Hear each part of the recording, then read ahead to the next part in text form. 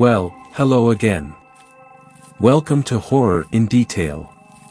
Today we are going to share Wendigo and urban legend horror stories. First story. This story was shared by you/I Merciless Void. The time I saw a Wendigo. First things first, this happened to me when I was around 10. I've lived in Idaho all my life and spent a lot of time outside or in the wilderness as a kid. My grandparents would take me camping and my older brother and I would always hike up whatever trails we could find to get a view of the sunset. On one of these occasions, something terrifying happened. We were up at a campsite I only know as Warm River, the river there never freezes over, and my brother and I were on a regular evening hike. There was an old tunnel bored through the mountain at one part of the trail, probably an old train tunnel, and we were walking through it when I heard something I'll never forget. After walking through probably 2/3 of the way through the tunnel, I heard a terrible screech at the end we entered through. The screech wasn't like anything I've heard before. I've heard the screams of animals on dark and windy nights, I even think I've heard Bigfoot calls a few times, but never the metallic, grinding screech I heard that day. The point is, whatever the sound was, it did not sound natural in any capacity. I probably jumped 5 feet in the air when I heard it, and my brother shouted a few choice curses before shooing me quickly to the exit of the tunnel. At this point, my brother decided we should just continue walking and head back after whatever made the noise hopefully cleared out. We didn't have any firearms on us, so I was pretty upset. My brother reassured me we would be fine, and we made the walk back without incident. However, I didn't get any sleep that night. Whether it was the thing that screeched at us or just my imagination, I heard things moving around the campsite the whole night, as well as whispers echoing through the darkness outside the trailer. I woke my brother up a few times to check out what it was, but he refused each time, telling me that it was probably just other campers staying up late and enjoying themselves. The rest of the trip was pretty normal. We packed up the following day and my life continued as normal. I was disconcerted but chalked what happened up as a harmless event that I must have been exaggerating in retrospect. A few weeks later I went up to Pine Basin, an old ski lodge my family rented each year for family reunions. Here I would mess around with my cousins, our favorite activities being night games. We would play hide and seek, a game called Ghosts in the Graveyard, and other games like that. On one instance, I was chosen to be the seeker for a hide and seek game. Because I was one of the younger cousin, I got a flashlight as an advantage. Normally, all the younger cousins hid close to the lodge and the older cousins hid in the nearby trees or at the base of the nearby mountain. As I was searching near the bottom of the mountain, I heard a familiar whistle up the mountain a bit. We would always whistle as a hint at our locations. It sounded like someone was hiding way up near a tree known as the underwear tree, you can guess why, so I began trekking up toward the whistle. As I climbed closer, I got an uneasy feeling in my stomach. I continued on wearily, and convinced myself that I would be fine. I hated walking in the night alone, but figured whoever I find would walk me back to the lodge. As I neared the tree, I noticed that it was deathly silent. This alerted me that something was very wrong, because you could always hear the adults having fun back at the lodge. I was anxious to hurry back, so I called out, "I found you, Scott." I thought the whistle was my older cousins, "Come back down with me." I got no reply, but I wasn't planning on waiting. As I began walking back down the path, I heard a voice call, "You almost had me," so I ran back up to investigate. I flashed my light in the branches of the tree, and saw a monstrosity that was not my cousin. It looked like a poorly drawn stick figure made into a human with its emaciated figure and lifeless eyes. I remember its face looked like the skin on its head was being pulled from behind, it had torn and stretched features. As soon as I saw the creature I screamed, dropped the flashlight and ran back to the lodge. The entire time I ran I was overcome by an overpowering smell and I could hear the thing running after me. As I approached the camp I saw a few people, my cousins, at the bottom of the mountain waiting for me. I was crying and shaking and they took me inside. I told my dad what happened, but my cousins all said they didn't see anything following me. The adults kept us inside for the night, and I kept hearing sounds drifting in from the mountains. I never played night games after that happened, and was always terrified that my cousins wouldn't listen to my warnings. Ever since that night I have always felt uneasy up in those mountains. I used to be really religious and figured it was a demon of some kind trying to kill me or something like that, but those mountains have never felt the same after that incident. A few years ago the game, Until Dawn, became really popular and I watched a walkthrough of it on YouTube. When the Wendigo first appeared in game, I got chills down my spine. It was exactly what I saw, and I did a ton of research on them. I figure someone must have gotten snowed in at that old lodge and resorted to cannibalism, but that doesn't explain what happened at Warm River.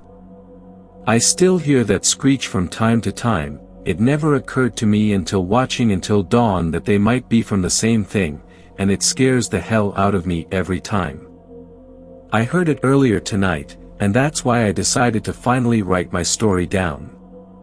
Wish me luck. Second story. This story was shared by you/salty_handle 6671. The Dead TV Ritual. This is a story that has haunted me since my childhood, an experience I went through when I was just a little boy. I grew up in a secluded small town where we didn't have many ways of entertainment, so strange stories were told like urban legends. One of those obscure legends was the so-called Dead TV Ritual. The legend claimed that during a lunar eclipse, it was possible to tune into an empty channel on the television and see the spirits of the dead. It sounded so absurd that my best friend at the time, Chris, and I decided to test it, more for fun than for any real belief in the legend. The night of the eclipse arrived, with the sky covered in dark clouds, obscuring the moon.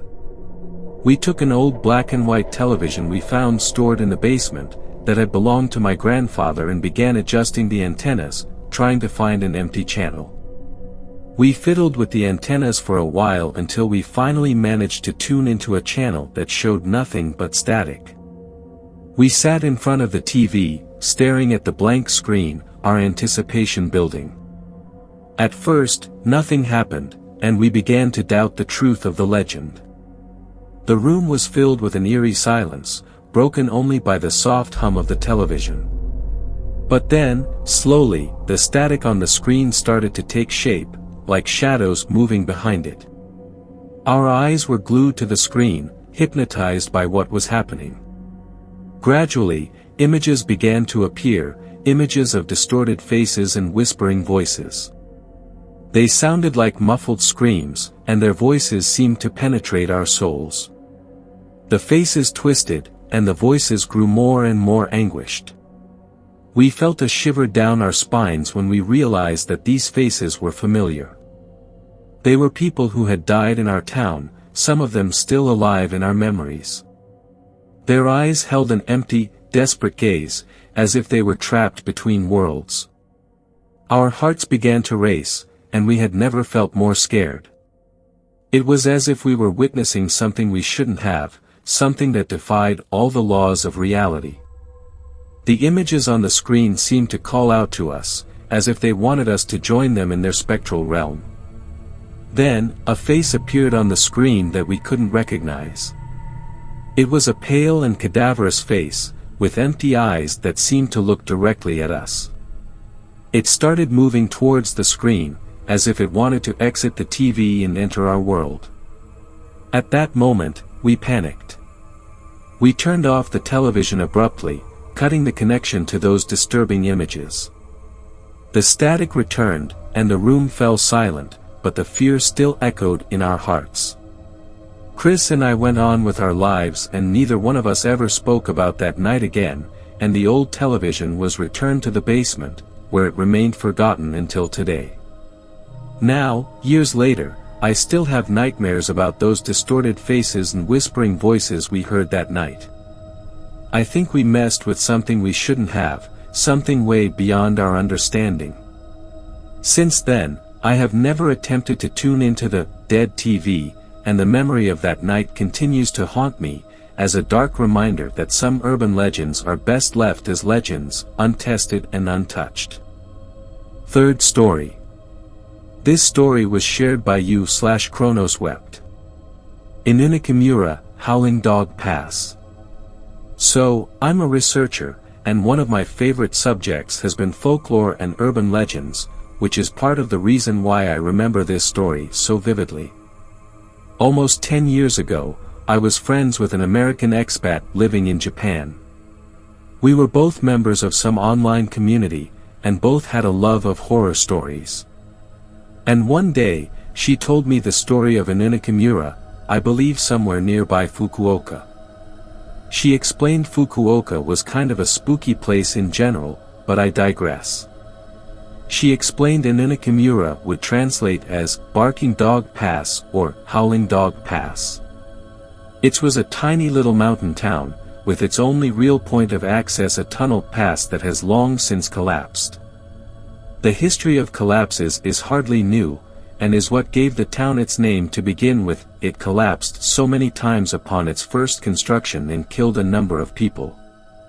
It's said that going near or in the tunnel at night, you can hear what sounds like dogs barking or howling past the collapsed tunnel. Story has it, they're not dogs, but the voices of the dead workers screaming in pain. The tunnel now is collapsed, but also very carefully walled up with massive construction blocks, apparently put there by the government. There's any number of reasons that have been cited for this, but for whatever reason, the government does not want people going into an Inakamura. My online friend, however, had ample opportunity to talk to the people she lived around, and plenty enough of them knew about the tiny mountain town. They told that it is still possible to get past the collapsed tunnel, but it definitely wasn't advisable. See, even after the tunnel off the mountain had collapsed, the town still survived, but it was a strange place. The people who lived in that town did not follow the same rules that are common in other places, and it was a lawless kind of place. The way she phrased it, especially as an American, was awkward enough for it to have substantial semantic meaning translated from the original Japanese. I'm fairly certain that the context of it being a strange lawless place, with strange rules unlike those of surrounding towns has its own cultural denotations, but I can't speak to that. Specifically, some of the rules you should follow going into the town was that you should never accept anything that people try to give you, and never believe or follow their directions.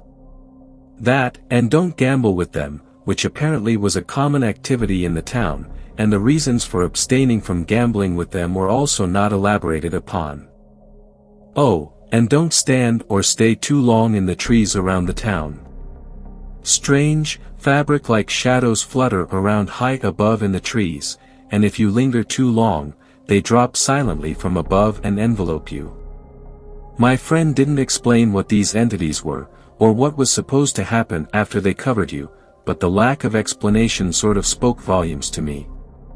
While that's all I can remember of my friend's account, the story stuck with me for 10 years. And every once in a while, I'll go looking through Google to see if I can pull anything up about an Inakamura. About 5 years ago, I came across an entire site, in Japanese, about the town. I still didn't know Japanese, so I relied on my old friend Google Translate to do most of the heaving lifting. The translation tool was still pretty clumsy back then, but the site held some interesting information that offered some new stories and corroborated with the ones I heard from my friend. The town was indeed a little mountain town. It did have a collapsed, walled-off tunnel. When the creator of the site went to visit it to begin with, they found a load of mannequins bizarrely dumped at the mouth of the tunnel. They explained people would often bring up and leave weird stuff all around the entrance, for no clear reason. But this person had gotten inside the town, and reported it as abandoned and empty. The pictures they had taken showed a number of traditional-looking structures, most of them almost completely submerged in brackish water.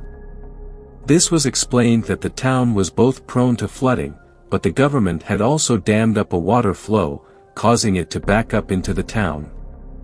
After this was realized, the government evacuated the people, but then never allowed them to go back or try to fix the town.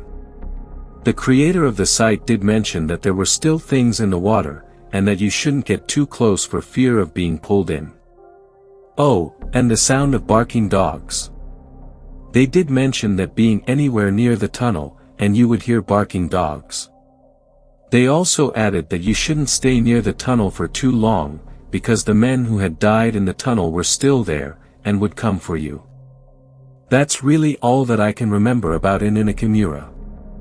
I'd welcome anyone to share if they have anything else to add. Fourth story. This story was shared by you/Atlantic_mapping. The Skin Stealer. I live in a very small town in Idaho. In my town, there is this urban legend of a skin stealer, a creepy dark figure that eats people, and wears their skin in order to claim more victims. I always thought it was complete bullshit. However, there have been a lot of bodies found, blood everywhere, flesh with bite marks in it, skulls crushed, and their skin nowhere to be found. I always thought this was some sick, demented, serial killer. Until one night. I own 6 chickens, Nugget, Drumstick, Henanglita, Peep, Little Jerry, and Beaker. We love them and they keep our egg supply full. One day, I noticed we weren't getting as many eggs as we used to. I asked my dad about it, who was standing right next to me. "Hey Dad," I asked, "ever notice we aren't getting as many eggs as we used to from the hens?" Dad looked at me. "Well, they are getting to that age. I had recently read about chickens when one of them got sick. They're only a year old. They usually slow down near 18 months. Well, if they aren't slowing down egg production, what do you think?" Dad exclaimed sternly.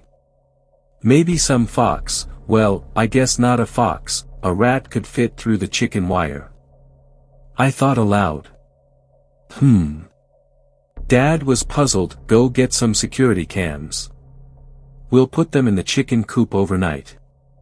The spy cameras cost me a lot of money, and I wasn't happy with Dad extorting me like that, but I also wanted to see what happened to their eggs.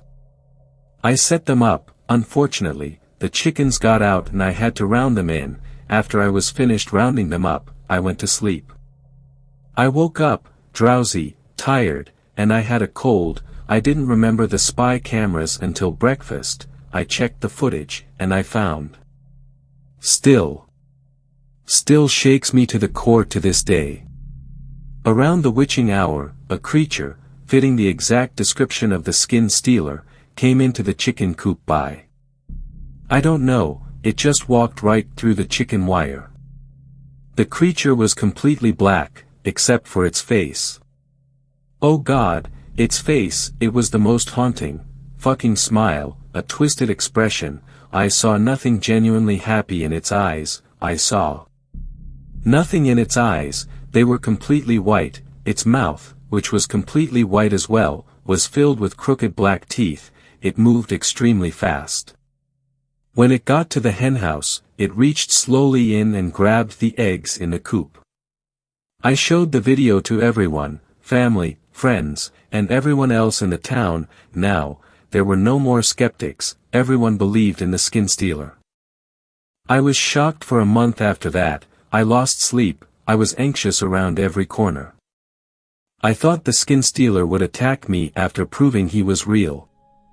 After a year, the skin stealer was in the back of my mind, and I wanted to do something completely unrelated. I found an old abandoned house when I was walking with my friend. There was old, creepy, brick, everything you'd find in a haunted house. We should totally explore there, I suggested. My friend was shocked. Nope, no way, he said. If you don't, I'll do the chicken thing. I teased, buck buck buck dash. Fine, fine, my friend was annoyed. But if we die there, it's your fault. Yeah, right. I denied. I thought that'd never happen. The door was locked, so we had to break a window open with a rock. When we climbed inside, the air was moist and musty, it also smelled like a corpse. Which did not calm my friend's nerves. We need to get out of here, my friend shouted. Ah, come on. While he wasn't looking, I took a rock from the old floor and dropped it down to the basement. What was that? My friend screamed. Then, we stopped, we heard scurrying from upstairs, we both agreed we needed to leave immediately. We went back to the window and found ourselves face to face with the skin stealer. We were too scared to move. Yes. Food. Meat. The skin stealer talked in monosyllabic words and in slurred speech. Please. My friend screamed, please don't eat us. Please. Too bad. The skin stealer pounced on both of us. It plunged its claw into my chest. With the adrenaline I had, I managed to wriggle out from under the skin stealer, and could only watch in horror as the creature skinned my friend alive. I smashed a window with a rock, and I ran away. I was half a mile down the road when my friend caught up with me. I was confused, I thought he died. Holy shit. What just happened? I exclaimed, relieved that my friend was okay. I don't know. My friend droned. Then I realized his eyes were completely black. I realized that skin stealer was wearing my friend's skin. How do I know this is you? Grr. The creature growled, and then, horrifically, crawled out my friend's mouth. You idiot. Idiot. The creature lunged at me. I took a bat I had been carrying. I took one swing, and it got knocked backward. I then beat it to death with the bat. I still have to go to therapy for the PTSD I had from this whole situation. We more eggs now, but I still blame myself for my friend's death. If I hadn't been such a jerk, that wouldn't have happened. The worst part is, the skin stealer is still out there, as there have been many reports of murders in the next town over. This creature is ruining my life, and it ended my friend's. Fifth story. This story was shared by you/Rick_the_intern. If you see this man on the side of the road, don't drive home. We have this urban legend in my city called the Wrong Way Man. Supposedly, you might see him standing on the side of the road when you're driving. Some say it's always when you're on your way home. I've seen pictures of the Wrong Way Man. They circulate among us by text message. They circulate among students, workers, friends, and family here. Oddly, I've never seen any of those pictures posted online. I'm not sure if it's because of fear, because those who've taken the pictures want to perpetuate the mystique of our local urban legend, or because of something else. I was pretty sure those pictures had been a hoax, just someone dressed up as the Wrong Way Man. Maybe it was the same person every time. As far as what the Wrong Way Man looks like, he wears his tattered clothing backwards, usually a flannel shirt and jeans. His painted smiling face looks eerily realistic, until he turns to the side and you can see it's a smooth surface. It seems that he shaves his hair off, paints a face over the back of his head, and puts a shoulder-length wig on that covers up his real face. Those who I've met who claim to have spotted the Wrong Way Man say they waited a week before driving home, staying over at a friend's house or a hotel and not even bothering to go home to pack a suitcase. I've also heard, though, that you need to wait a month. The common consensus seems to be, if you see him while driving home, don't finish the drive home. Turn around, go somewhere else, and wait for at least a week. I thought it was a bunch of nonsense, until my date and I saw the wrong way man when we were going back to my house from the movies. It was Katie who spotted him. "Slow down," she said. "I think I see that wrong way man you told me about." Katie had only lived in my city for half a year, so one of the things I had told her on my quest to share with her as many interesting things as I could had been our local urban legend about the wrong way man. Was it a coincidence that we'd just been talking about him a few days before? I had never seen someone dressed as the wrong way man in person. Pictures, sure. But never in person. My foot was shaking as I eased up on the gas. It was dark, nearing midnight dark, and there were either no streetlights or they were off. My car's headlights lit him up. On the side of the road, he was facing us. Actually, he had his back to us. That painted face was facing us. The jeans and flannel shirt and wig were all turned our way as well. His arms and legs looked wrong. They were shoved down in his clothing the opposite way. I wanted to be amused, but I was alarmed. When we got to be about 10 feet away in my car, he turned his painted head towards us. Those painted eyes, realistic but forever held too wide, seemed to be staring right into mine. As we drove slowly by, I waved to him and laughed to try to ease some of the tension. He did not wave back. I looked at Katie. She was waving too. But she wasn't laughing. I glanced back in time to see the slick side of that person's shaved, painted head, and the optical illusion of a real face being there was shattered. Shattered, but somehow worse for it. Also, when I peered into the rearview mirror as we increased our distance, I thought I saw something glinting beneath the shoulder-length wig he wore. Then he was gone. Lost to the darkness. I picked up speed. He hadn't been walking, but somehow I was worried he would come after us too quickly. "So what do we do now?" Katie said. "We can't go to your home, or mine." I glanced at her, and soon we both started laughing. "Well," I said, "after tonight we'll be able to tell everyone around that we saw the wrong way man and went immediately home. I wonder who was pretending to be the wrong way man." Katie said. "I wonder why they were doing it. Do you think we should turn back around and try to talk to them?" "I'd rather we didn't," I said. "They could be dangerous. But I'm sure it's just someone looking to keep the urban legend alive." "It's your car," Katie said. "But if it was mine?" "All right," I said. "We'll turn back around. My grandpa used to say, if you're in doubt which turn to make, you can always take a U-turn until you figure things out." He used that as a metaphor for life. But as I did my U-turn, my heart was thrashing in my chest. We drove down the entirety of that dark street without seeing that person again. It was a couple of miles long in that direction, so there's no way they could have walked or run the distance so quickly. Katie and I decided that the person dressed as the wrong way man must have left the shoulder of the road for the surrounding woods. The idea of them hiding in the woods as we drove by again made me feel like I had spiders crawling over my flesh. We did another U-turn, and during that whole time I kept glancing around in case that person jumped at us from out of nowhere. But soon we were heading back in the direction of my house with no second look at the wrong way man.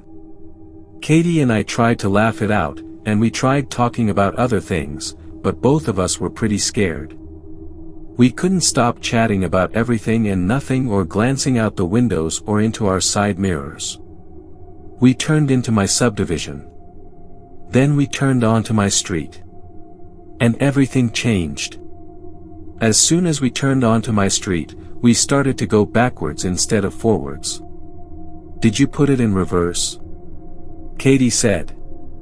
Her hand was gripping my arm. It was as cold as ice. I stopped the car. Both of us were looking down. The car was in drive. I took my foot off of the brake and put it onto the gas pedal again.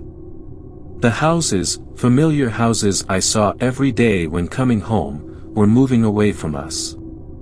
Maybe something's wrong with my car, I said. But when I tried driving forward again, I looked to the side and then in the rearview mirror. We were not moving. Not according to those views. In front of us, the houses receded every time I put my foot on the gas, but from the side and rear it appeared that we were standing still. On my street, everything was well lit. There were tons of streetlights. So we couldn't argue it away as if it had anything to do with limited visibility. "Let's get out of here," Katie said. Her voice was almost a whisper. "Yeah," I said, in a similar way. "But how are we going to leave?" "Put it in reverse." When I put my car in reverse and tried that, we actually moved forward. But to the side and rear, once again we seemed to have not moved, like we were caught just past the entrance to my neighborhood. It was when Katie and I had stopped the car and were debating getting out that we spotted someone coming towards us on the sidewalk. They were approaching us from the front of the vehicle, so I'm not sure how accurate the distance was. It seemed like they were already about 20 feet away. I don't know why it took me so long to realize this, maybe it was because I didn't want to, but I recognized my neighbor by the back of his head and by his body shape, which was somewhat atypical. I'd seen him often stooped working in his garden while I was driving by. He was walking backwards towards us. When he got closer, he stopped. Then he began shouting, "Emplea! Emplea," over and over again. Standing stock still. His back to us. Only later would I realize he had been saying, "Help me," in reverse. I rolled down the window. "Mr. Nelson," I said. "What's the matter?" He stopped shouting. Now that my window was down, I could hear his body creak and snap. Blood poured out of fissures as the joints of his arms and legs changed drastically. When Mr. Nelson's head twisted all the way around towards us, I was sure that I saw the light go out of his eyes. Then, whatever had taken over Mr. Nelson made a first step forward with the new architecture of his body. Katie and I both began to scream at that first step. I rolled up the window as Mr. Nelson loped around on strange, inhuman legs. His kneecaps and elbows had become stretched and exaggerated from being reversed. I put my foot on the gas, with the car still in reverse, and through the front windows we seemed to be careening forward. Even though a glance out the sides or in the rear view showed us to still be stationary, we slammed into Mr. Nelson. Blood slashed across the windshield. The car rose and fell as we went over his body. To the sides and rear, there was no indication of the car rising and falling. I did not see a lump appear behind us. I kept my foot on the gas, still going forward in reverse. I saw a window of a neighbor's house shatter. A couple I barely recognized crawled out like baby spiders out of eggs, leaking blood and more blood as they scraped themselves against the shards in the window frame. I don't think it was that they didn't know how to open windows. When the wife paused in the window, she smiled. She intentionally rubbed her scalp against a particularly sharp-looking piece of glass. Meat and blood came away. I think I could see the white of her skull. By then her husband was already on the ground running towards us. I sped forward. They and their house vanished in the sides and rear of the vehicle, which were, again, still stuck near the street's entrance. More people were coming out of their homes. They came out all twisted and broken, damaging themselves further as they exited. They ran towards us on backwards legs, churning their backwards arms. Everything about them was the wrong way. Before long, I found myself slamming on the brakes. "Keep going," Katie yelled. "They're going to catch up with us." Ahead, I saw my own driveway. Someone that looked like me was talking to another person with a painted face. The painted face nodded. Up and down it nodded like a real face would do. Then, when I saw the wig shuffle and move seemingly on its own, I realized that the true face under that wig was talking. Moving its lips. Breathing. The wrong way man was talking to me or someone who looked like me. At the same time, Katie was reaching over me, trying desperately to put her foot on the gas. A couple of twisted pieces of bone and meat collided with the windshield. Two faces with bunched up folds of neck leered at me out of glazed eyes. These were faces I should have recognized. Their twisted arms continued to beat at the window even though their eyes told me that no one was home. A spider's web of cracks spread across the windshield. Its grooves caught blood. I slammed my foot on the gas while helping to steady Katie back into her seat. We flung those two off, and right after we ran over an entire family in quick succession. I didn't have time to feel guilty. These were not my neighbors. These were not my neighbors. These were not. Katie and I both began to change. I heard some of my bones break. I felt it a moment later. Like the reverse of lightning before thunder. Katie and I started screaming, almost in unison and about in the same tune. It was like a choir of pain and fear and pain had risen up with us as instruments. Keep your head back. I yelled as I strove to keep my head pinned against my seat. Don't let it twist around. No matter what happens to the rest of our bodies, we can't let it kill us. I know. Katie said. Just get this car out of here. Make a U-turn or something. Make a U-turn, I thought. What was it my grandpa said about life and how if you didn't know what to do, you could always make a U-turn? Still in reverse, yet still going forward, I wheeled the car screeching around. I didn't glance out the sides or rear. I gunned it, heading back towards where we had come from. The wrong way man waited. He waited for me at the juncture of my driveway and the street. His painted mouth grinned forever. His painted eyes were too wide and incapable of blinking. We passed him and drove out of the neighborhood. Katie and I weren't out of the woods, though. I was able to get us to a nearby gas station before my legs and arms, which were partway reversed and leaking blood, completely gave out. We crawled out of the vehicle and onto the cold, hard concrete of the gas station.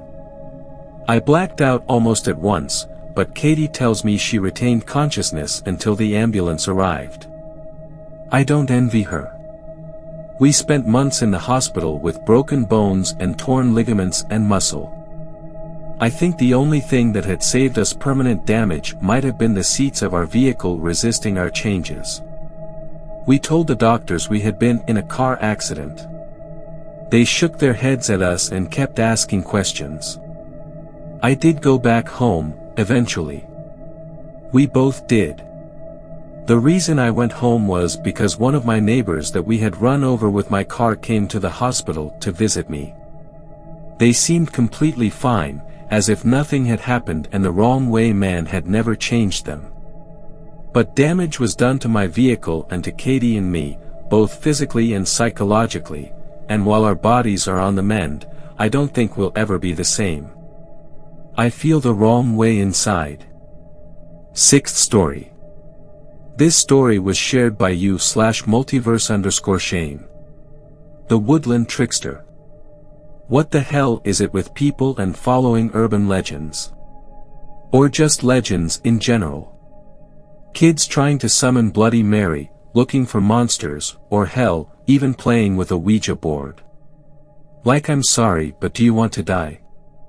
I get that most of these are made up, but you never know if there's some underlying truth to it all. I learned the hard way not to fuck with urban legends. And it wasn't even by choice. Let me explain. There's a Navajo legend, or so they call it, that is often told in our town. The story goes that a man-like creature patrols the woods nearby. The man wears a coyote skull over his head as well as a furred cloak and cape. He's known as the woodland trickster. The woodland trickster does almost exactly what the name entails. He tricks hunters, adventurers, or anyone that passes by the woods. If anyone tries to pull their own sorts of trickery, the trickster will attack. At least, that's how the story goes. And one day, I witnessed the horror of the trickster in action. It all started a small innocent prank. Our town celebrates the woodland trickster as a weird holiday. So for my art class at school, we were assigned to come up with our own concept art for the woodland trickster, based on other stories and artworks. I couldn't really explain why, but the trickster creeped me out. Something about a man that wasn't actually a man just hiking around the woods to cause mischief was almost bone-chilling to me. I never liked going out into the woods, too many scary stories by the campfire I guess. One of my classmates and local bully Brian, noticed my fear as our art teacher Mr. Anthony was showing us pictures and documentary-made videos on the legend of the trickster. He pointed at me and cackled out loud. "Guys, look at Shane, he's about to piss himself." The asshole called out. The fact that this shit was still going on while Brian and I were 18 was usually enough to piss me off. But the current video the teacher was showing was enough to keep me scared. It was a video of a group of actors, showing how to summon the woodland trickster. Alts hashka, alts hashka, alts hashka. The people on the video chanted. I was so scared I didn't even notice that Brian had left his seat. Right around the same time the woodland trickster popped up in the video, someone with a bull skull mask jumped out from behind me shouting something, causing me to scream and fall out of my seat. The other kids laughed as Mr. Anthony turned the lights on. As my eyes focused I saw that it was Brian holding a decorative bull skull to his face, laughing like a drunken idiot. "That's enough, Brian," Mr. Anthony yelled. Brian and some other kids were still laughing as Brian went back to his seat. Mr. Anthony helped me up. This isn't just some stupid fairy tale.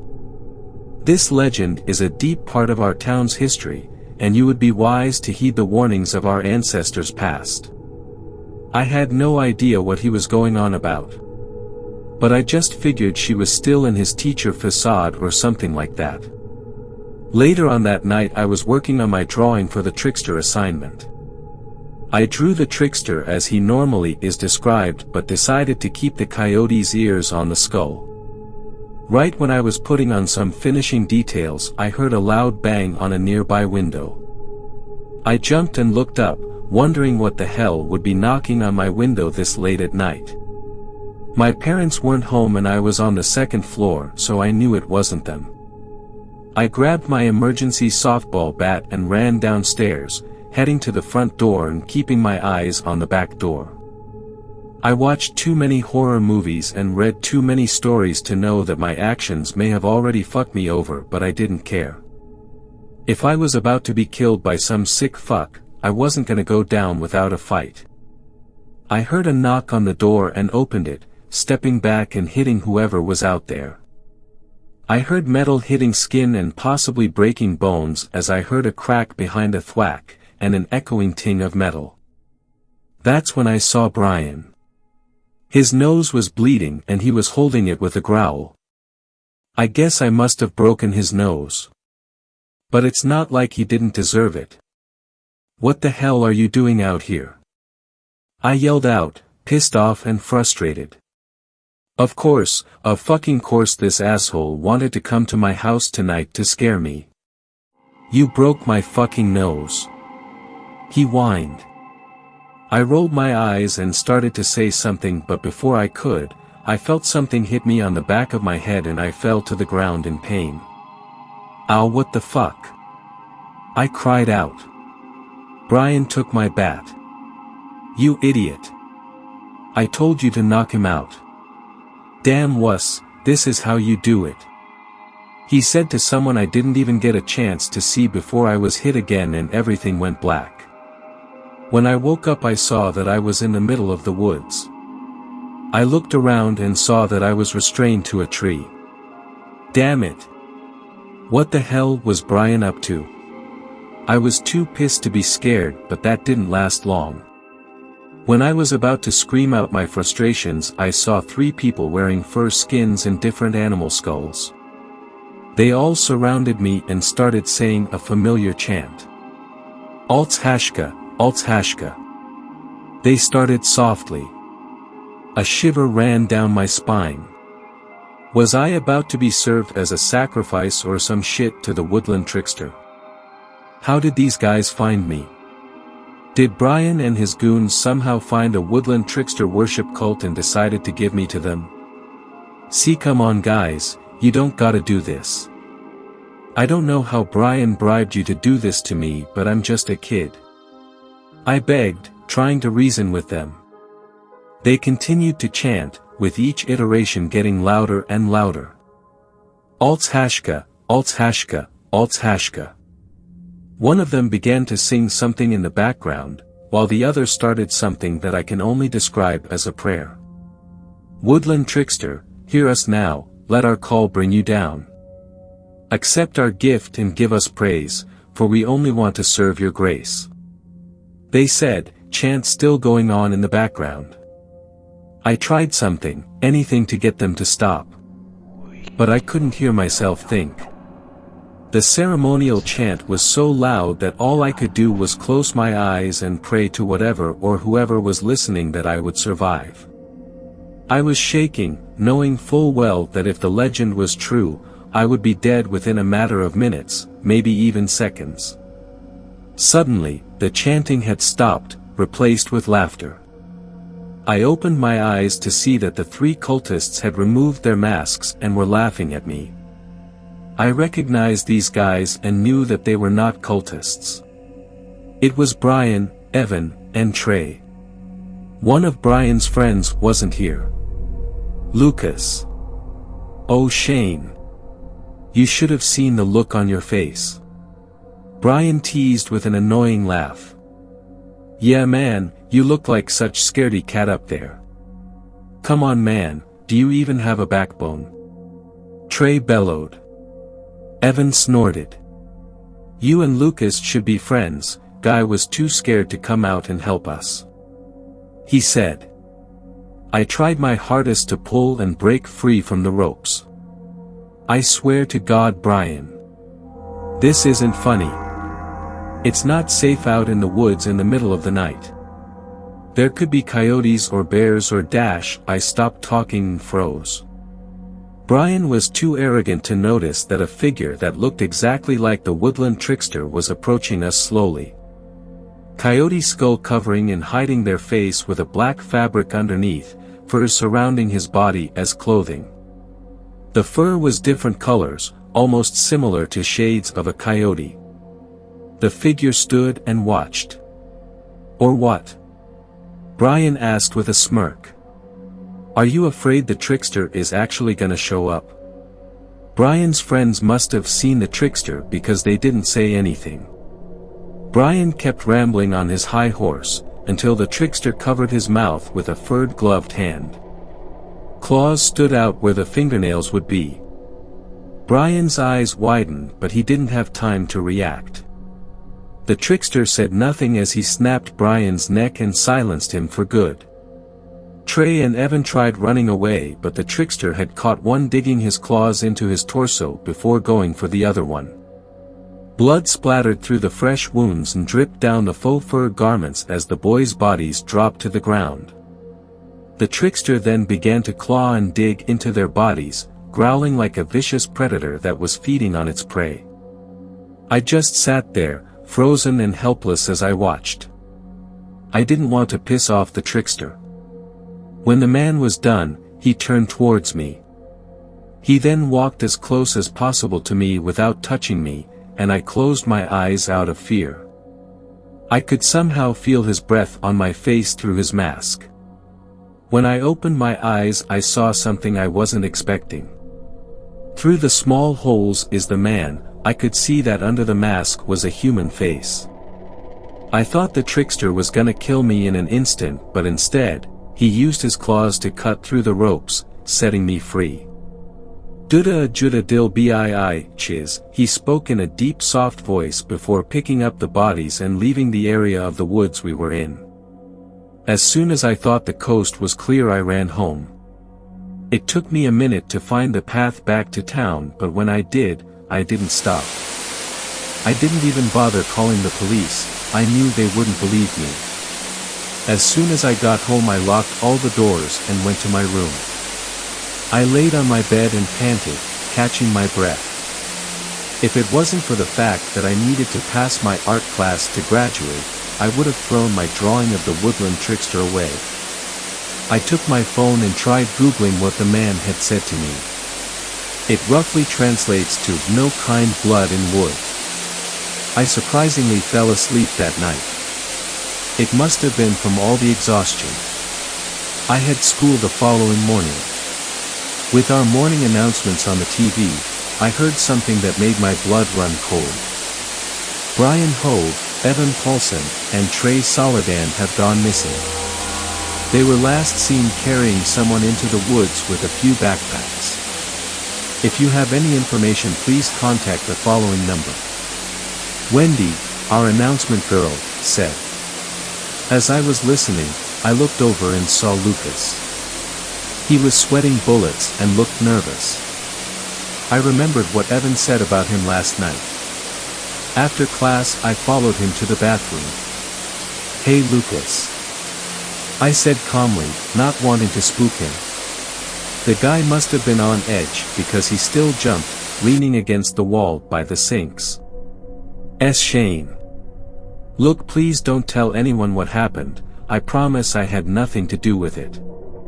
It was all Brian's idea," Lucas pleaded. I sighed. "I'm not trying to get you in trouble, I just want to know what you know," I told him calmly. He relaxed, only slightly. After the whole prank in art class on Friday, Brian wanted to go even further. He said it was gonna be an amazing video and was gonna make us famous. I tried telling him that it was a dangerous and stupid idea, but you know how Brian is. I raised a brow, slightly confused but also intrigued. "Wait, I'm sorry, Brian wanted to turn it into a video?" I didn't see a phone or anything. Lucas started to panic again. "You mean you didn't find the hidden camera?" "Oh shit. If the cops find that video, we're so fucked. We're witnesses, man," he whined. I covered his mouth. "Would you shut the fuck up for 5 minutes?" I tried shushing him, helping him calm down. "Look, even if the cops find the video, we'll be fine. We didn't do anything to Brian or the others. It'll be fine." Lucas didn't talk to me for the rest of the day. When I got home, I decided to write this all out, wanting to get it off my chest since I couldn't tell anyone. My mom knocked on my door mid-writing. "Honey, there's something on the news about your school, something about the missing boys," she said. "Oh no. Wait, don't panic, this doesn't mean that the cops found the video." "Oh, thanks for letting me know, Mom, I'll come watch," I said, not wanting to look guilty or anything. I left my room and sat on the couch, looking up at the TV. We have reports that police have found a video camera that has footage of what we believe to be the final moments of the missing students. Viewer discretion is advised, the anchorman said, causing me to nervously bounce my knee. The video began playing and both of my parents looked at me and then back at the TV but didn't say anything. The video played back exactly as I remembered it.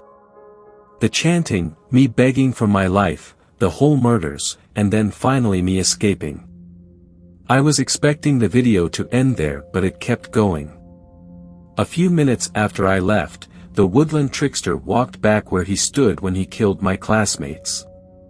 Stupid kids. he mumbled before taking off the mask. When I saw who was under the mask, a chill ran down my spine and I almost threw up. The woodland trickster, the man who had killed my high school bully and let me go, was my art teacher. Mr. Anthony. Seventh story. This story was shared by you/b's Ghost Stories. I grew up around ghosts in the Caribbean PT1. Every so often I read about ghost stories from other cultures, stories from Filipinos and Native Americans, and one thing that I've always found interesting is how similar some of the ghosts are to ours in the Caribbean. Our countries teem with magic. There must be something about the damp decay of forests and jungles, and a turbulent history, that draws spirits of the same kind to these sorts of places. I grew up in Belize, where we inherited violent and malevolent spirits from the Mayans and from West Africa.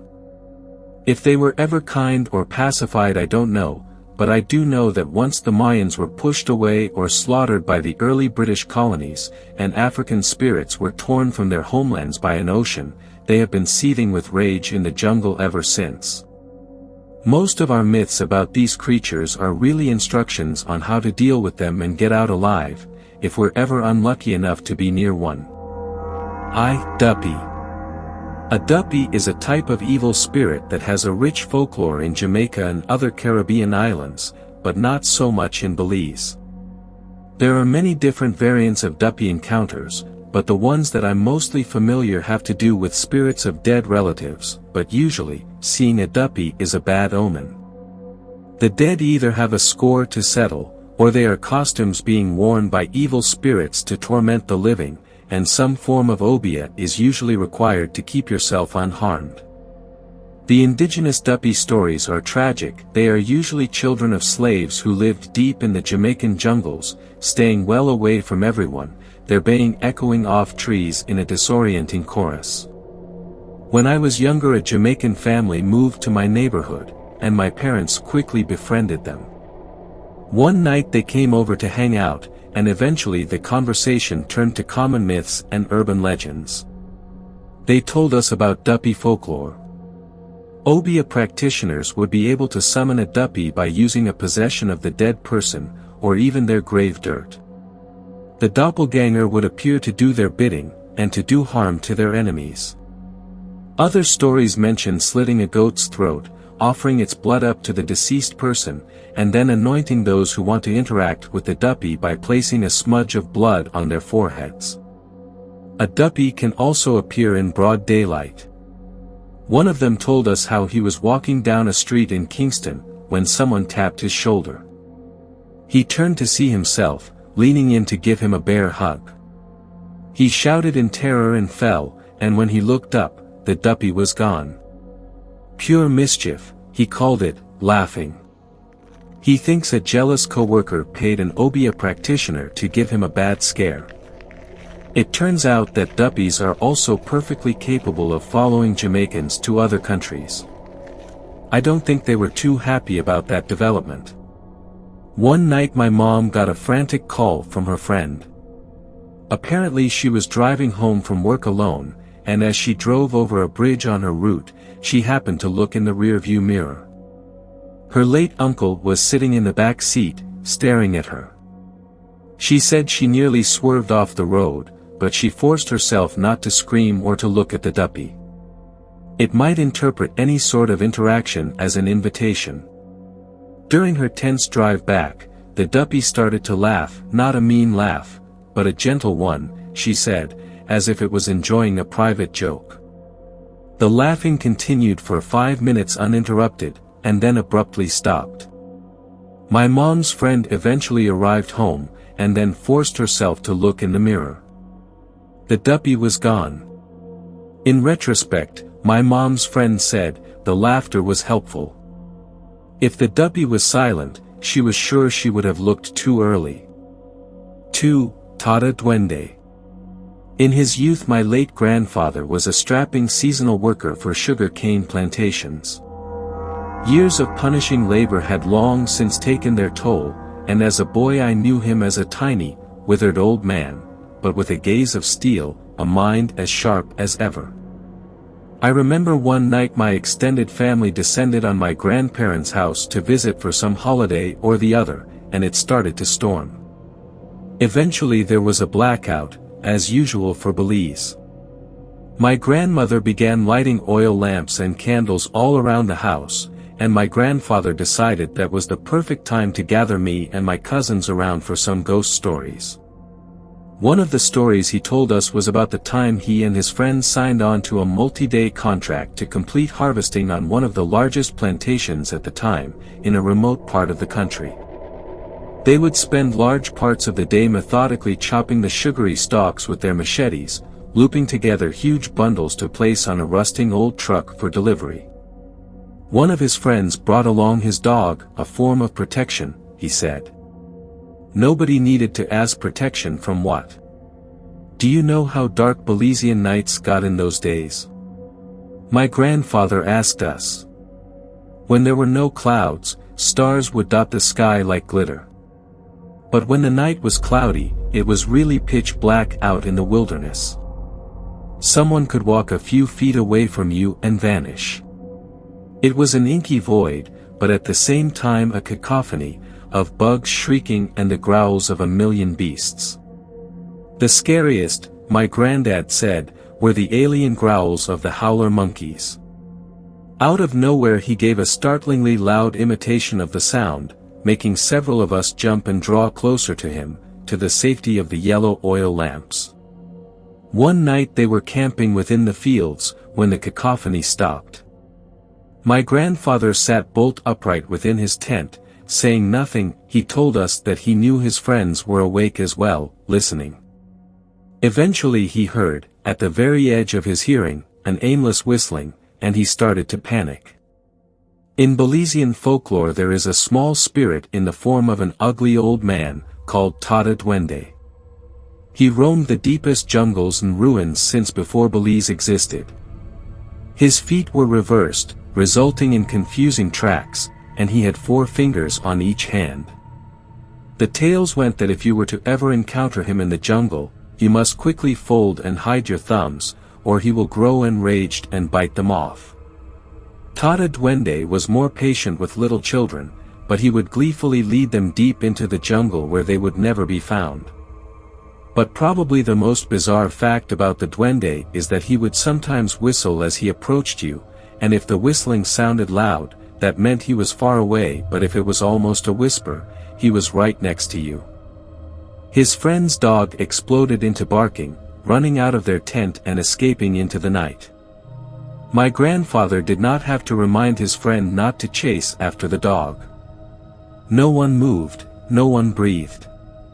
The dog's barking stopped, and the soft whistling continued, the aimless ditty giving way to a more jaunty tune. Amusement. After an eternity, the whistling stopped. My grandfather said they remained like that, not making a sound, for hours. At some point he fell asleep. He woke up to the blaze of daylight, and stepped out to find his friends encircling a lump on the ground. My grandfather didn't offer details, no matter how much we asked. The lights abruptly came on, heralding our re-entry into a reality that was more stably anchored. Story time was done for the night, but none of us would be getting any sleep. Thanks a lot for watching the video till the end. Subscribe to our channel Horror in Detail. Drop your opinions/suggestions in the comment section, and like the video as it helps with the YouTube algorithm.